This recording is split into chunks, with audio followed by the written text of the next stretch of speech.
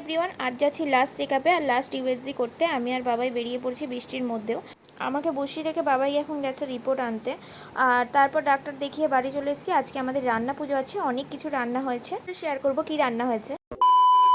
Hello everyone, তো doctor আমার USG report দেখে কী বললেন চলো তোমার সাথে শেয়ার করবো।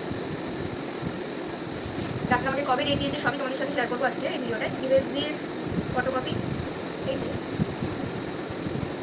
আমার বেবি বয় হবে না বেবি গার্ল হবে সেটা সেটা এখন তোমাদের বলবো না, তোমাদের সাথে শেয়ার করবো না। এই যে ছুটা এখানে আছে, হার্টবিট আছে 148।